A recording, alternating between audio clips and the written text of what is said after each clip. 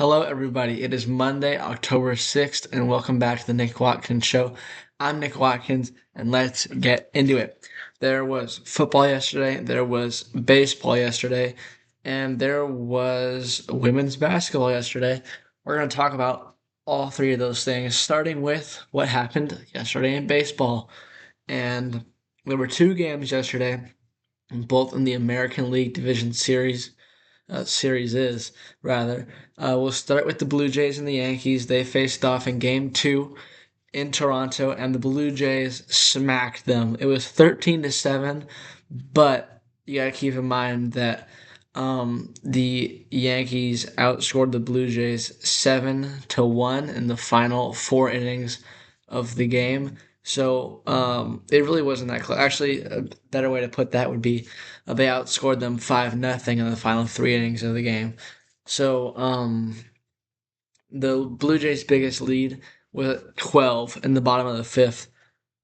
It was a blowout. They still ended up winning by 6 runs, but it felt a lot more than that. And the momentum swing definitely felt like a lot more than 6 run win.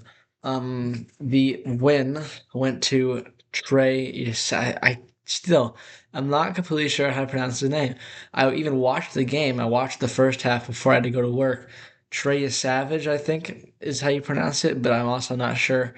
Um, I'm just gonna call him Trey. Okay, Trey was great. He was yeah. He started out the year in Single A, I believe, and here he is in his fourth ever start. I think his fourth, yeah, his fourth ever start. He got his first win ever in the MLB on the 27th of September, so just about 2 weeks ago. Um, and even less than that, 1 week ago. Um, 1 week, almost a little bit over 1 week ago, he got his first career win. Now here he is starting game two of the ALDS against the Yankees.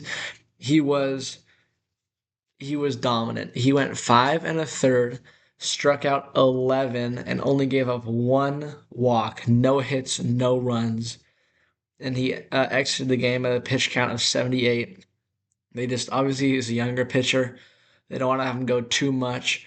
But 78 pitches, he could have kept going. He didn't know a hitter going in the postseason. And yeah, he struck out 11. It felt like um, he just he was mowing him down. He was truly dominant, and he got the win. No save, of course, because it was so lopsided. The loss went to Max Fried, who gave up 7 earned runs on 8 hits and 2 walks through 3 innings. He only struck out one. So the Yankees really needing a good start from their best pitcher, their lefty ace, on the road, already down a game in the postseason in a hostile environment. That didn't go so well. He gave up a home run in the second inning, and that wasn't the only home run that the Blue Jays hit yesterday. George Springer had a home run. Dalton Varsho had 2 home runs in the game. And, Ernie Clement hit a home run. He hit the first one. But the big homer came from Vladdy Jr., Guerrero Jr. hitting a grand slam in the fourth inning. That big fourth inning where the Blue Jays scored 6 runs. Um, yeah, it was a total and complete blowout from the Blue Jays, and there's nothing really more to say. I mean, the Yankees really could have used this game. Now they're down 2-0, needing to win every single game. Every single game is a winner go home for them now. They are going back to New York to play the next 2 games, but obviously, even if they win those games, they still got to go back to the Rogers Center. And the Blue Jays have thoroughly spanked them for the past 2 games. So I picked the Yankees to win this series in five. It obviously still can happen, but it's looking increasingly unlikely like that is going to happen. Those two teams will play on Tuesday, so we won't have to do the preview for that one. The other game that happened was much more exciting, just like yesterday, or 2 days ago rather, where uh, the early games were blowouts and the last games were exciting. The early game yesterday was a blowout. The later game was very exciting. It was the Seattle Mariners and the Detroit Tigers.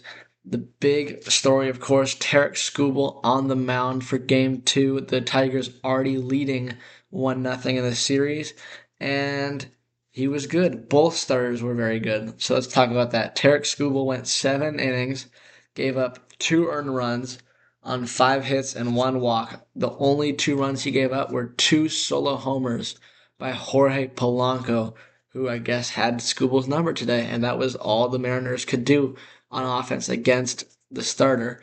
The other starter for the Mariners was Luis Castillo, who's obviously a good pitcher. He went 4 2/3, and he did throw 85 pitches through those 4 2/3 innings, so he wasn't eligible for the win. Obviously, it wouldn't have mattered because the scoring happened later, but he did not give up a run. He had 1 hit, walked 4. That could be why the pitch count was so high, and he struck out 3. So a solid outing. All in all, he did what he needed to do. He got through 4 2/3, and which is half the game pretty much. He got through half the game for the Mariners and did not allow a run. So good job to Castillo. The win went to Matt Brash, his first win of the postseason. Also, the Mariners' first win of the postseason. He did get a blown save also, but blown saves are. I really find blown saves to be a stupid stat because, and I realized this when against the Mariners, the Giants much earlier in the year, Camilo Doval came in the 6th inning, gave up 2 runs, and the Mariners took the lead, and he got a blown save. So that's when I realized that stat was some BS, and you can't really look at that. Um, you really got to look at, you know, they should come up with a better stat for blown saves. A blown hold maybe, but a blown save should really only happen in the 9th inning. Um, and then the save, however, went to Andres Munoz, Senor Smoke. He was very good. He recorded, what's that here? He recorded 9 outs on back-to-back days for the first time in his career. 6 yesterday, or 6 2 days ago, 3 yesterday. The losing pitcher was Cal Finnegan, who's now 1-1 in the postseason. Yeah, like I mentioned, Jorge Polanco hit 2 solo homers off Skubal. Obviously, a no decision for Skubal and a no decision for Castillo.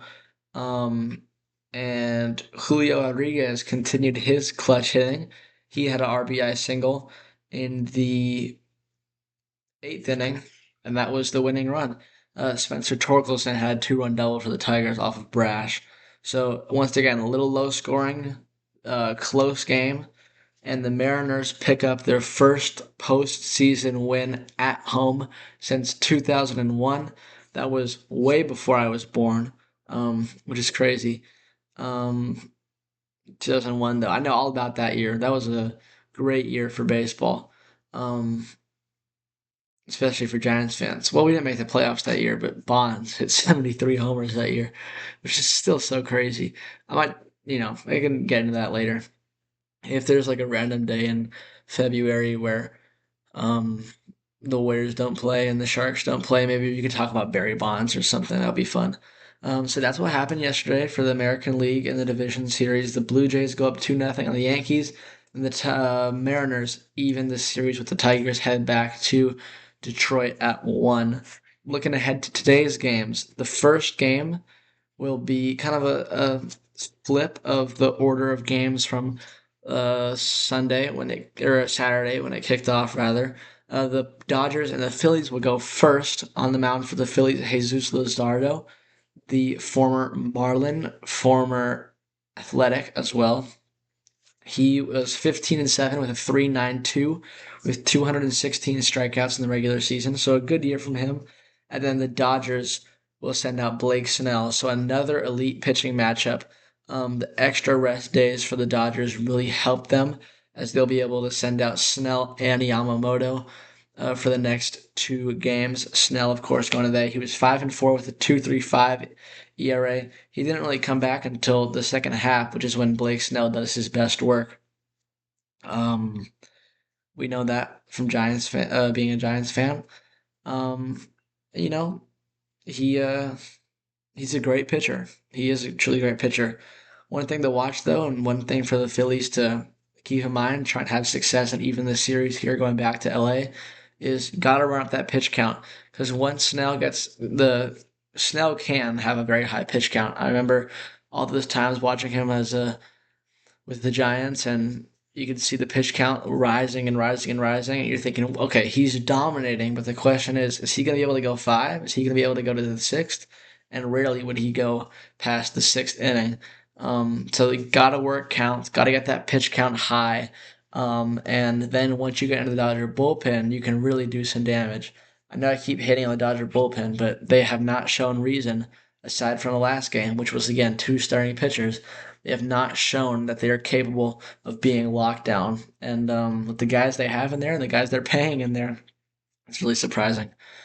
So yeah, Snell versus Luzardo, and then the Cubs and the Brewers square off in Game 2. The Brewers, of course, wiped out the Cubs in Game 1. Cubs looking to rebound here, make it a competitive series in Game 2. Shota Imanaga on the bump for the Cubbies, and the Brew Crew send out Aaron Ashby. Um, I think I'm not really sure. I think the Phillies will win their game. And as for the Cubs and the Brewers, I think just because of how well the Brewers showed up and played on Saturday, I'm going to have to say the Brewers win this game until they show that they're not capable of dominating. Um, I'm just going to keep picking them. And that's baseball. So, more games today. Let's take a look at what happened yesterday in terms of, you know what? Let's talk about WNBA first. So the WNBA Finals is a best of four series. The other series were not. They were best of three and then five, and this is best of seven. You got to win four games, best of seven though. And the Aces at home thoroughly took care of business against the Mercury, and they went up 2-0 in the series, heading back to Phoenix, headed back to Arizona. Jackie Young was once again good. The final, by the way, was 91-78. Las Vegas. Jackie Young, 32 points, 8 rebounds. Asia Wilson, 28 points, 14 boards. Chelsea Gray for the Aces, 10 points, 8 rebounds, 10 assists, close to a triple double. And then for Phoenix, it was Kalia Copper was the leading scorer with 23 points, and Sabali also had 22 and 9 for rebounds. Yeah, they Las Vegas dominated, and that's what you come to expect with these guys or these girls rather, these ladies in the playoffs. Um, yeah, thorough win. Game 3 will be on Wednesday, so we got a little bit of time until then. The WNBA, I'm not really. I was a little bit like confused. I'm not really sure what the playoff format is because last year was the first year that I really paid attention to the WNBA. I didn't watch any of the games really, but I was paying attention to it mostly because Caitlin Clark and also the app that I use, the Real app, which I want to go plug real quick. It's a great app. Um, it was better when I first started a couple years ago. Now there's like it's just like uh brain rot meme stuff mostly. As long as you don't pay attention to the comments, then you should be fine. It's just a whole bunch of um gambling comments like over under whatever. Just don't pay. There's good score updates on this app reel. Um, but I started paying attention to it, and the weird part is the Olympics, the Summer Olympics, were right in the middle of the season, so the All Star break was like 3 months long, so all the players could go to the Olympics. Obviously, Team USA got the dub in both men and women basketball represent. Um, and so I was really confused but I guess the time kind of works out. The season, I guess, started early, is what happened. Let's go to football now. So you talk about WNBA. I still think Aces are going to win. They might win in five. They might win in four. They might just sweep them. They've been really good. So yeah, let's take a look at what happened in terms of football yesterday. There was an early game. The Vikings beat the Browns 21-7. They came back and won that one. Um, some notable games from the early window for the regular games. It's the 10 o'clock games for me. I'm just gonna call it like that. That's how it's always been for me. That's how it will be. I don't plan on moving anytime soon. The Broncos beat the Eagles. I was saying going into the day, I wasn't completely sure what was going to happen. I'm not, but I was had a feeling. The Eagles have played a lot of good teams. They played the Bucks, the Rams, the Cowboys, and the who did they play in week two? Who did they play in week two? Oh, it was the Chiefs. Yeah, they played a lot of good teams. Um, Cowboys, Chiefs, Rams, Bucks, Eagles. I guess they're not really as fraudulent as I thought they were. But I thought the Broncos are a good team. They do have a shot at beating them. The Eagles led by 14 um, entering the fourth quarter. And then the Broncos scored 18 unanswered points in the fourth to win this game 21-17. Um, Dominance in the fourth quarter from Denver. And the Eagles are no longer undefeated. Another big game was the Panthers and the Dolphins. It wasn't really big standing wise, but it was entertaining, back and forth. And then the Texans crushed the Ravens without Lamar Jackson. That's a bad sign for Baltimore, who drops to 1-4 on the year. I had them winning the AFC. I had them winning the AFC. Period. I had them going to the Super Bowl. My preseason predictions. That does not look too good. Derrick Henry was held in check without the threat of Lamar. Um, yeah, not a good showing from the Ravens. As for the late window, the Buccaneers beat the Seahawks in a thriller, 38-35. Emeka Egbuka, 7 catches for 163 yards and a touchdown. He caught all 7 passes that were thrown to him in a monster game from him. The rookie, he does look good.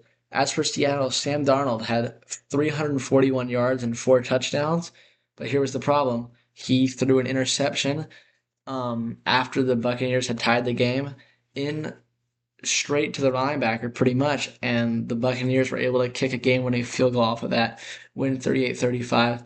I also want to go back to the Panthers game. Rico Dowdle, former Cowboy, he had 23 carries for 206 yards and a touchdown.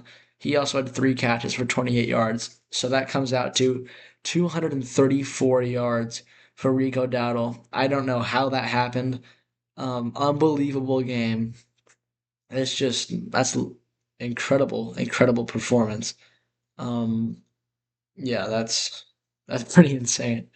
Another game-winning field goal happened in Arizona by the Titans, who, um, after Cam Ward's statements on the press conference from that one time, where he said that they were, and the quote was, "To keep it a buck, we ass." That was the quote from Cam Ward. They're 1-0 ever since. The game-winning field goal against the Cardinals. Lions beat the Bengals. Sunday Night Football was the Patriots and the Bills.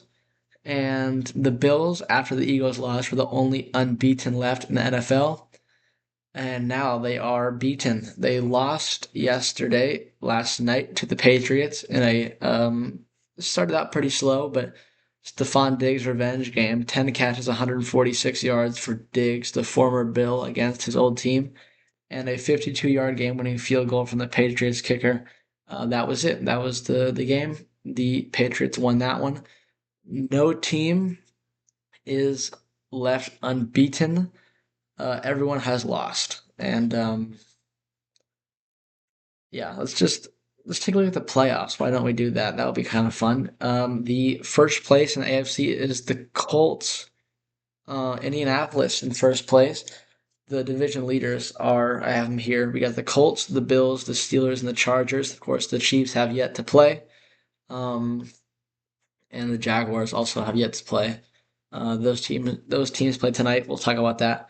In the NFC, you got the Eagles, the Niners, the Bucks, and the Lions. Of course, the NFC West is pretty close. You have the Niners at 4-1, and the Seahawks and the Rams at 3-2. Both of those teams are good, and they lost to good teams. Of course, Seahawks and Rams both lost to us.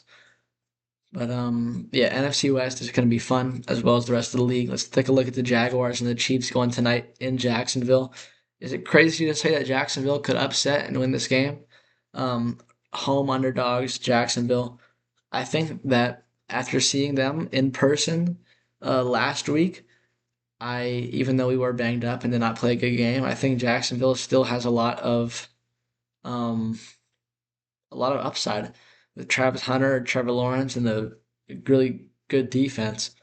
Um, I think they can get after Mahomes. I think it's going to be a close game. I think it's going to be a good game.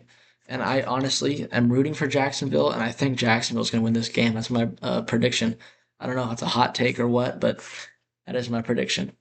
Um, and yeah, that's everything that happened. That's everything that's going to happen. We reviewed it all. We previewed it all. Not much room for takes here today, but that was what happened. And yeah, I'll see you guys tomorrow.